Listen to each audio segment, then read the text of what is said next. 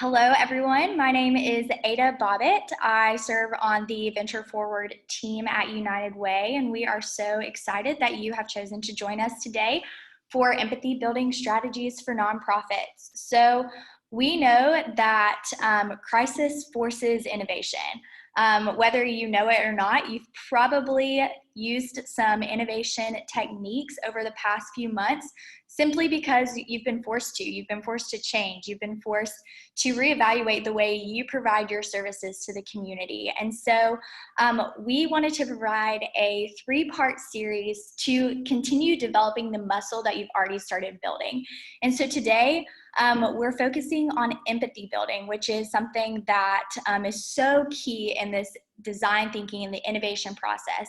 And so we have a really exciting guest. She is incredible, very gifted, and I know that you're in for a treat. And so Neha Mardi is from Southern Champion Trey. She is an innovation strategist there, and we've developed our relationship with Neha probably about a year and a half ago, maybe a little bit less than that. And what's so incredible about her is that not only is she skilled and so knowledgeable, but she has a heart for the community. And so today you're in for a real treat. And so without further ado, and to make sure that we respect your time and her time as well, we're going to go ahead and get started. So Neha, thank you so much for joining us today. Thank you, Ada. That was a very lovely introduction. I hope I stand up to that. Well, thank you everyone for being here. I'm very excited today to share about empathy building strategies. Just looking at the crowd we have here today, I know that all of you already have tremendous empathy skills, and that's one of your biggest strengths, which is why you are working in the sector that you are. And so I'm excited to share stories today of how companies have used empathy to innovate and some tools, and hoping that in those stories, maybe you find something that you can use to truly make solutions and innovations that is what your people need. So excited to share, and let's get started. So we will kind of divide our time today into 4 parts. First, we'll try to define empathy a little bit and understand what it truly is. Then we will talk more about how to keep your assumptions aside and what do biases and assumptions do and how they sometimes stop you from truly empathizing with the people that you're designing for. Then we will talk about some practical tools that you can use in your process and your day-to-day innovation activities. And then in the end, we will share some examples of companies that have successfully used empathy to create some amazing solutions. So let's get started. First, we'll talk about the difference between empathy and sympathy. So if you go to any negotiation workshop or an HR workshop or in an innovation workshop, they always talk about empathy, and they always start by differentiating between empathy and sympathy. That's because these two are very easily mixed terms, and it's very important to differentiate between them. And I have the picture of Mother Teresa there for a reason, and that's because she was just living empathy. And if you ever in the future are confused about what empathy truly is, just think about her life and it'll come back to you. But the difference between empathy and sympathy is that sympathy is saying, I feel so sorry for you. And when I look and hear at your situation, about your situation, I feel sad. Empathy is saying that I am trying to understand your world and I'm trying to feel what you're feeling. And that's a huge difference. So going back to Mother Teresa, she was in a convent, she had a good life. And when she looked at the poor and the needy and the helpless, she felt sad for them. She sympathized with them and she felt sorry for them. But her desire to truly make an impact, she wanted to empathize with them. So she left everything she had in that convent and started to live with the poor, to empathize and understand what is it like to go to bed hungry without food, and to be poor. So she begged for several months in the beginning when she left and started living with them for food, to understand what it's like. She realized that people needed to be loved. That's a bigger need than food, as a need for being loved. And she created a hospice, and in that hospice, people were allowed to get the last rites in the faith of their choice. So if you were a Muslim, you died reading, listening to the Quran. If you were Hindu, you had holy water from the Ganges sprinkled on you, whatever that is. But people died feeling at peace, and feeling loved. And that was a result of true empathy. So again, if you ever forget about what empathy truly is, just remember Mother Teresa and everything she did. So in no way am I telling you to just, leave your house and go live with the people that you're trying to serve. Please don't do that, especially looking at the times we're living in. That would be a very unwise thing to do. Wash your hands, do all the good stuff. Don't do that right now. But we will look at other tools that you can actually use right now to develop that empathy.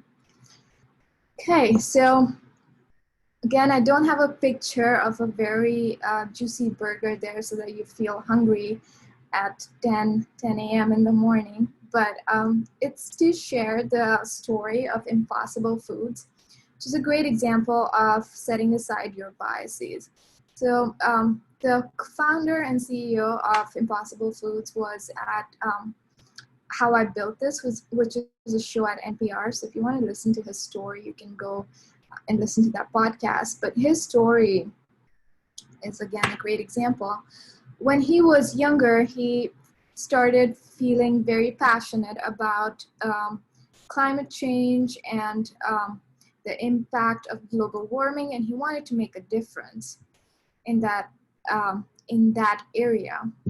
So when he went online, started doing his research, he found out that the leading cause of greenhouse gas emission and one of the leading factors of climate change is livestock production. So when he went through the stats and details, he was shocked and moved him, and it impacted him so deeply that he became a vegetarian early on.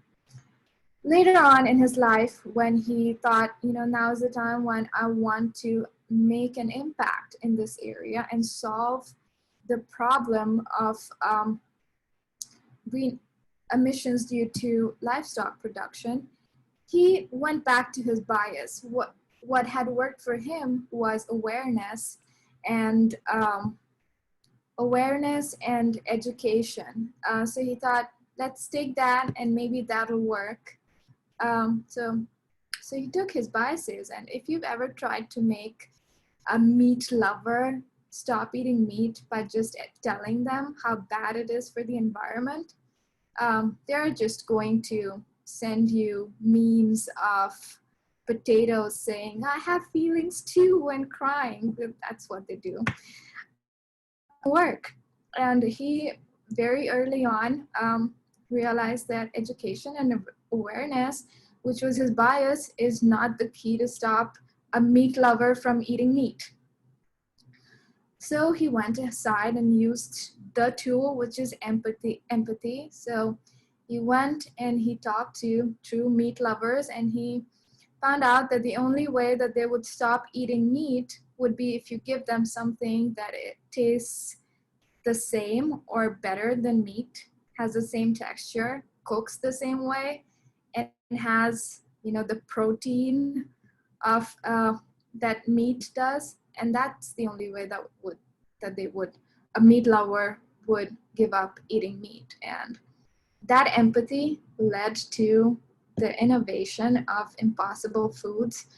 Took many years, of course, but it led to the creation of a $4.8 billion company that is now expanding and growing and coming up with more and more meat products that are not really meat. And behind that company is a true care and concern for the environment and passion to solve a global problem.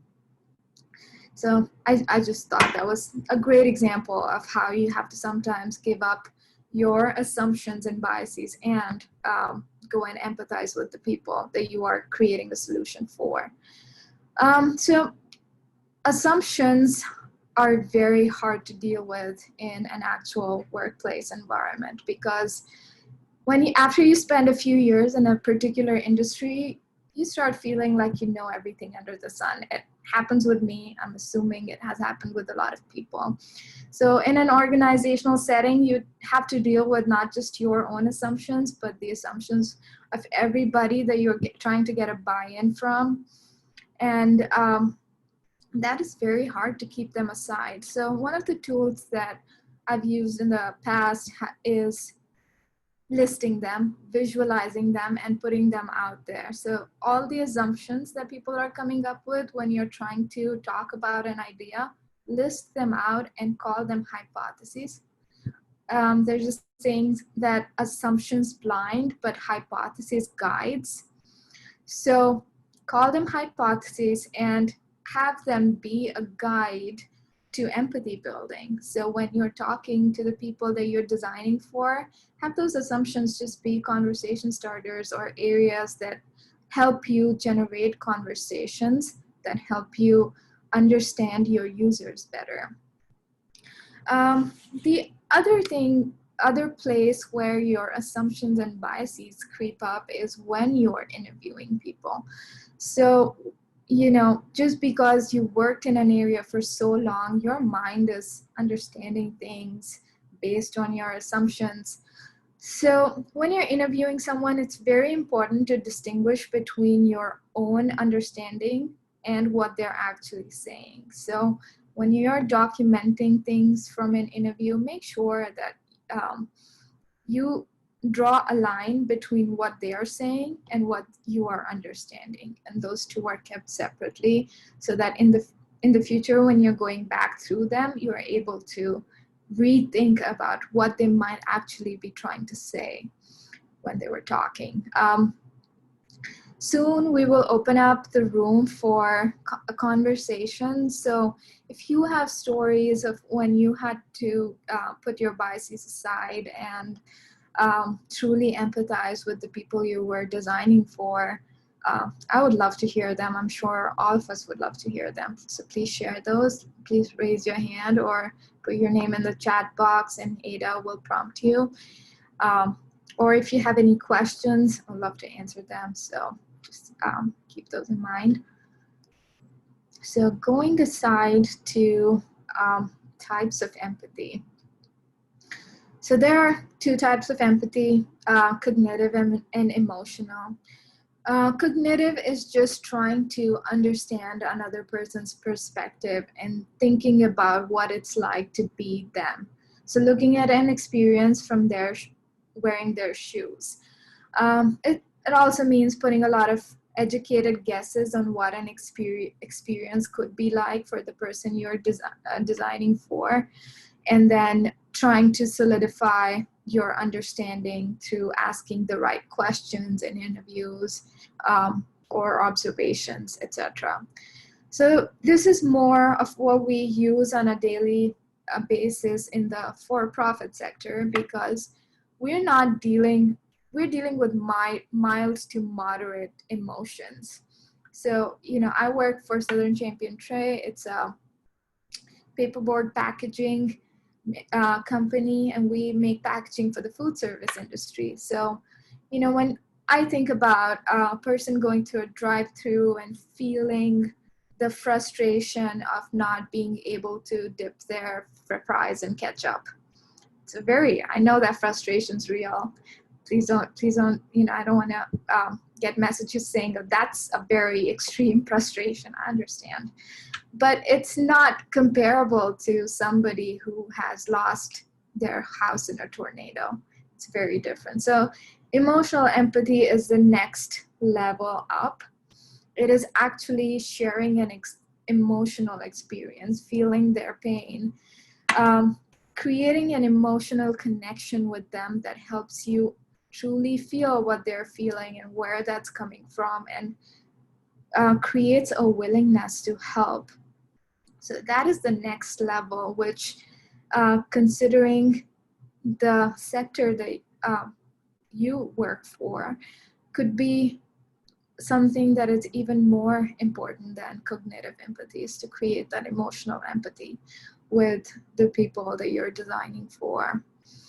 So at this point, I'm going to ask for if you guys have any questions or comments, or if you would like to share your stories of setting aside your assumption and trying to empathize with the people you're designing for. We would love to hear that. So you can raise your hand or type it out in the chat box. If you don't want to share them, we can definitely continue. Hey, Neha. Of course I'm going to jump in. First off, Neha, welcome. Thank you for doing this for us. Love to see your face as well. So just a question here. When we're dealing with empathy building and you're not of maybe the same background, race, that sort of stuff, what do you suggest? What are some ways that you think we can build empathy in a cross-cultural sort of way? So with cross-cultural, and this also applies to when you're trying to build empathy with people who've been through some emotionally distressing situations, like somebody who's a rape victim or something like that. It's the number one factor would be being sensitive, and not because they're in a situation where if somebody has gone through racism, especially, they're in a situation where little things can trigger a response that is not really in the realm of what you're trying to get. So very extreme emotional responses. So the number one factor should be being sensitive and having a list of areas that you want to remind yourself to be extremely sensitive in. And when you're interviewing those people, especially. And then secondly, again, keeping your assumptions aside, because when it comes to dealing with people of different races, backgrounds, there are so many stereotypes. And those definitely nudge us to have more biases and try to divert conversations in directions that they shouldn't go in. So just keeping them aside and keeping them in your list of assumptions and not let them completely drive the conversation. I think those will be the two key factors. Yeah. Do we have other questions or stories that you guys want to share? If not, then we can continue. Well, okay. If you have comments or questions during the presentations going on, please feel free to type them out in the chat box, and we would love to talk about them. Yeah, okay. So moving forward, okay, so I think we have a question. You can answer that. What suggestions do you have to address resistance to empathy? For instance, when those you're trying to help refuse resistance. Okay, so again, I think so. If I'm getting the question right, Yang, you're trying to ask, what if people just have barriers and are not willing to open up fully for you to be able to empathize with them? I think in that case, it's about the right questions. And, this is not from the creative field, but it's more from the negotiation field. But it works really well for building empathy when you're talking to someone. It's starting with sentences that begin with, "It seems like what you're going through." Just you trying to put what they could be feeling into words. That always helps start the conversation. So whatever you assume they're thinking about, just starting the sentence with, "It seems like what you're trying to say is," or "It seems like what you're going through is." And the second thing is calling out the monsters in the room. Sometimes there are barriers that people are ashamed of, and that is stopping them from opening up and trying to share their heart. So those are the monsters in the room that are, again, they're stopping them from truly opening up. So calling out those monsters, putting them in words, and just talking about them in the beginning, that this is what happened and it's terrible, or this is a truth that is terrible.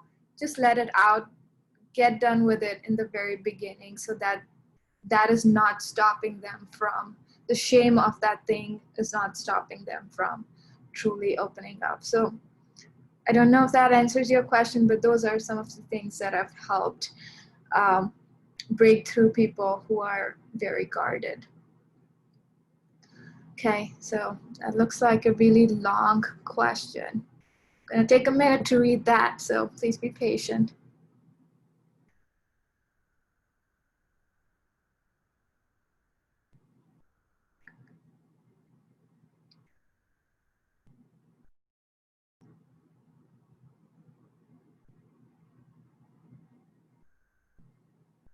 Oh, so I guess that is more of a story than a question of how somebody was able to use empathy. So please give that a read. Joy has a wonderful story of how she used empathy to build relationships in her community. Okay, so moving on, tools, practical tools that you can use to establish empathy during different stages of your innovation process. So I'm going to start with what stage you are at, then the purpose of empathy in that stage, and tools that you can use to build it. So during the research stage, the purpose of empathy is to get a better understanding of what somebody else's experience is. The way to do that is observation through a diary study, which is, if you're if you're coming up with a solution for a homeless shelter, going there and observing and making a diary study for everything that you are seeing, and in that putting your observations and your understanding of the observations and the observations themselves in two separate sections. That's a great way to build empathy. Another great way to build empathy is shadowing, which is the person, if you're coming up with a solution for someone who is the sole income source in an Alice family. So you go ahead and you shadow that person for a day, which is you follow him or her and just document everything that you're observing. That is another way of building empathy. Then you can empathize using interviews and focus groups, again, using all your biases and assumptions as just hypotheses that are guiding these questions and asking the right questions to build empathy. And then the last one is immersion, which is, this is it's in the IDEO toolkit, but it's actually what Mother Teresa did, and just going and living and completely deep diving to get a very deep understanding of the people that you are serving. So if you're designing or if you're trying to come up with a solution for a retirement home, just going and spending days in retirement homes, observing, talking to people, and trying to be one of the occupants. So the next phase, during the concept generation phase, you need to use empathy to understand how the solution that you've come up with integrates into the life of your user.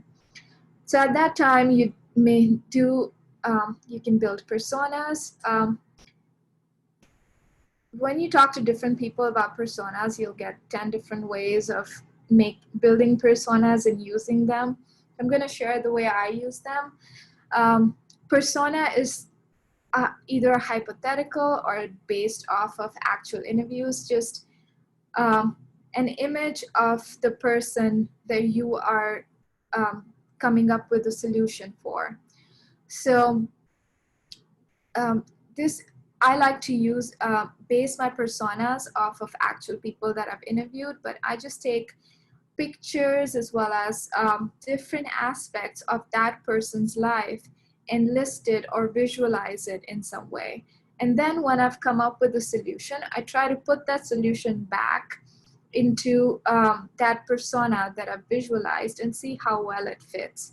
So if you've created something for a member of a retirement home facility, you just have pictures of everything they interact with or different aspects of their life. And then you put a solution back into their life and see how well it fits that person's life. Another way to do it is experience mapping, which is listing down all the different stages of the experience a person is having while interacting with a service, and then mapping out all the pain points and the level and intensity of emotions at every stage of an experience, and then trying to find out the pain points and areas of opportunities for each of those stages.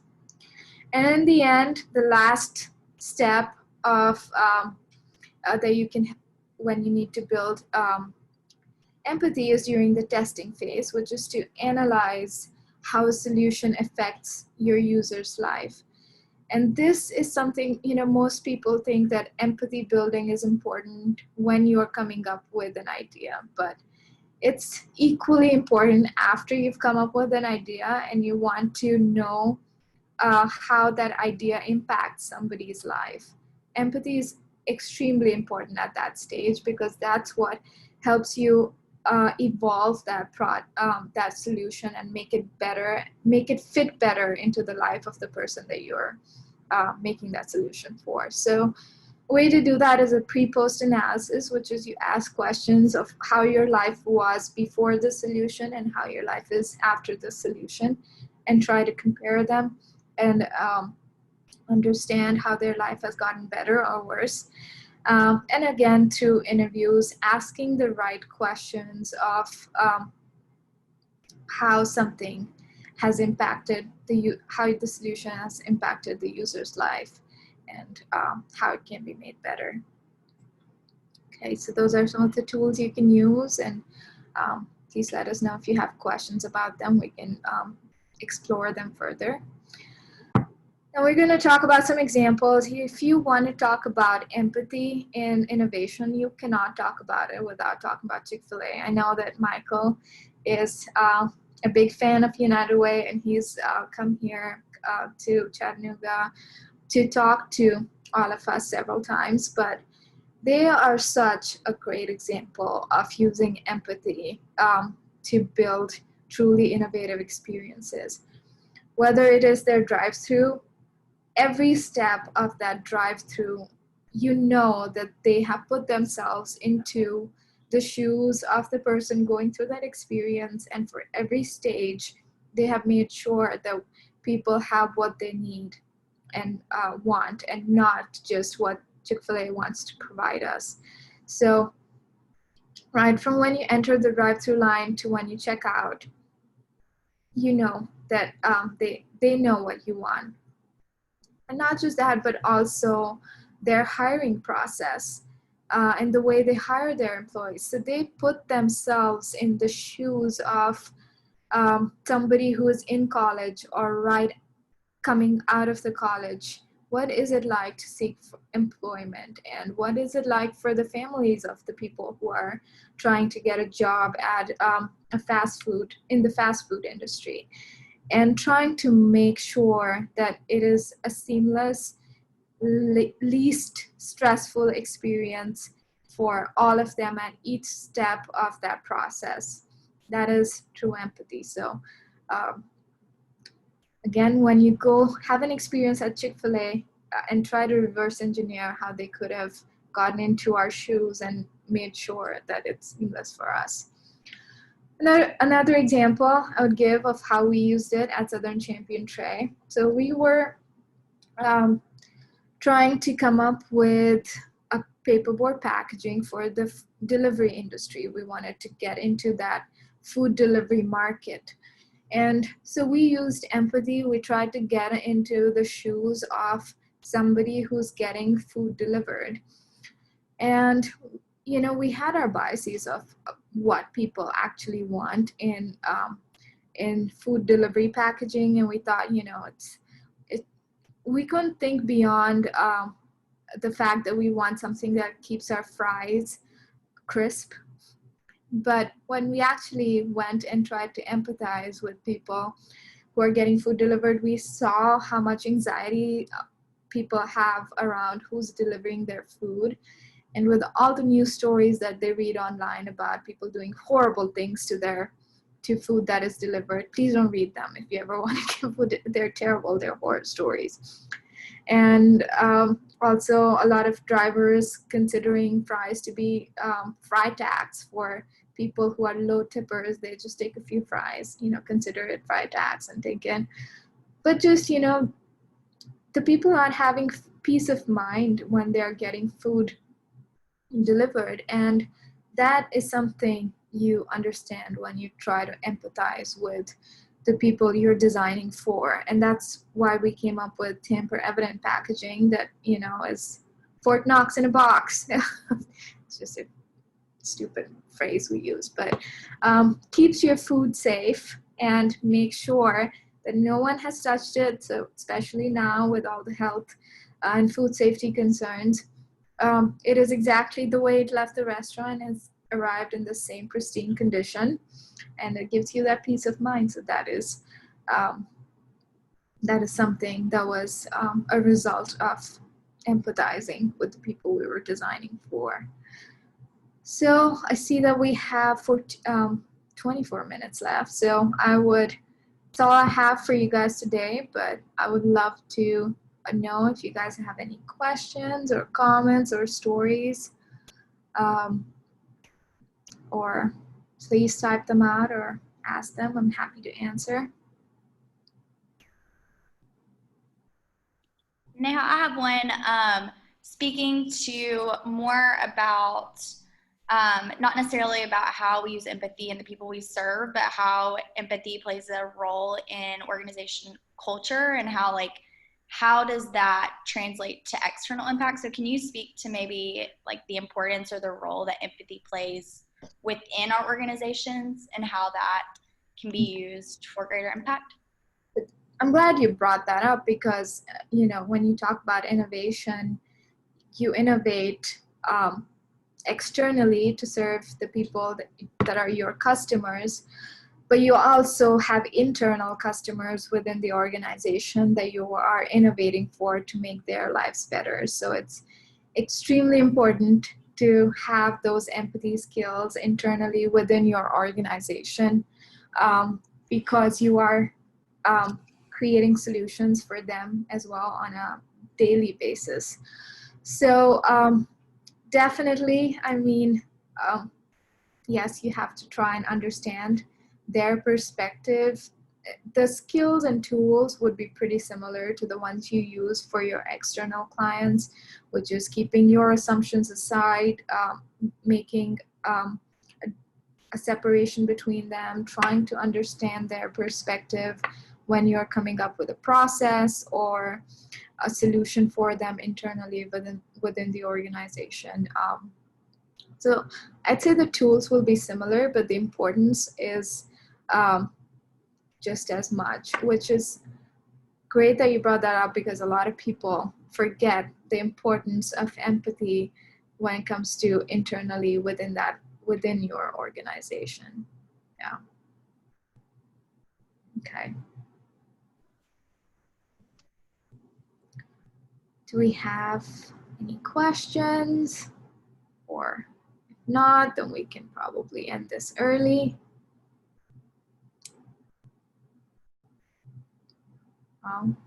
Okay. Hope that was helpful. If you have questions in the future, please feel free to email Ada. Hey Neha, wait. So one thing I would like to just to ask you, just maybe some suggestions for our nonprofit leaders who are on this call to develop an empathy sort of process within our nonprofits. What are some ways that you feel just incorporating that into the structure of how our nonprofits are run? What are some suggestions as for the leaders on here to start like adding that as part of their business model, and just maybe even speak to the time and the patience required for delivering on empathy, empathy building as well. That's a great point.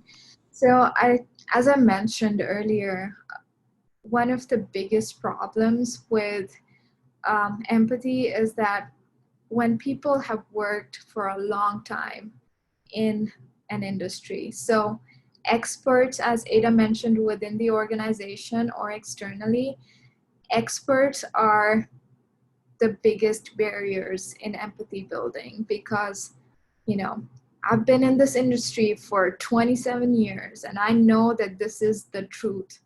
That is very hard when you have people like that within the organization or externally that are barriers in empathy building. So that would be the first step for leaders, is to understand that even though you've had all those years of experience, it is still important to empathize and start listening to what the people want. So a lot of people skip that first empathy stage and that research part pretty much, and jump straight to ideas and implementing solutions. So just going back to this part, this research stage and getting a better understanding, starting with that for leaders is extremely important. So skipping that step and going straight to implementing an idea and then see, or what the Patrick O'Brien with Impossible Foods did. That is a way, you put in a solution that's based on your assumption, fail, and then go back to the research part and try to understand what people actually want. But the better way to do that would be to start at that phase and go and actually talk to the people that you're serving and understand what they want and not what you want to give them. It is hard, and the more experienced professional you are, the harder it is. So that would be my, I think, 10 cents would be to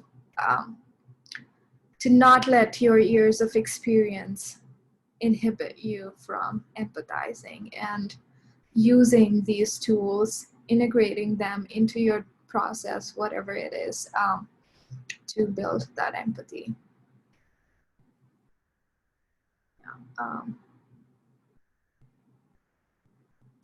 Okay, so we have a lot of stories here. Thank you so much for sharing your stories, everybody. They're amazing and helpful for all of us. But yeah, stories of, again, going back to the difference between cognitive and emotional empathy. I think at a later stage, when you're at a stage of implementing and putting a solution out there are oftentimes resistance where people don't want to be helped because they don't feel like you understand what they actually need.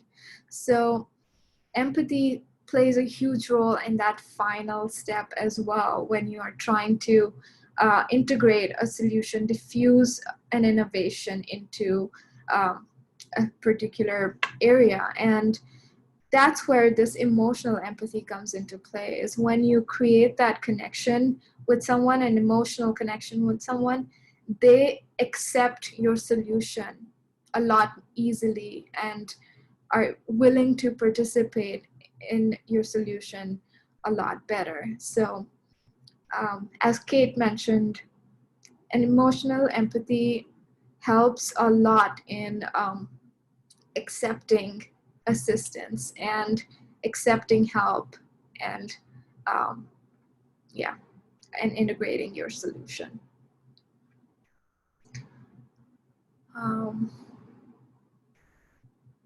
Yeah, that is a great point. It is hard to break through habitual barriers. That is a big challenge, and again, it is amazing how well emotional empathy works in that case. Neha, as people are asking more questions or sharing stories, I'm going to go ahead and put up our quick poll on for like an evaluation. So friends that are on the call, you'll see a poll pop up on your screen. Please feel free to fill that out. That's only going to help us better serve you in the future here at Venture Forward. But please don't stop asking questions or sharing stories, but I just wanted to point that out as we come to a close for the day.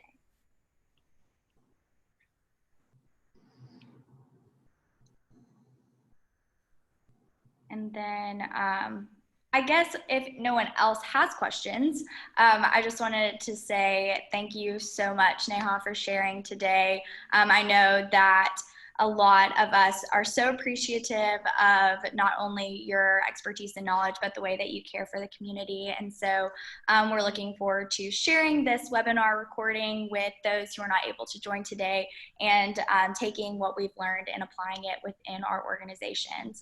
And so we really appreciate we just really appreciate you very much. And everyone, as we've mentioned earlier, the slides will be sent out after we end today, as well as the recording of today's webinar. So thank you for joining us.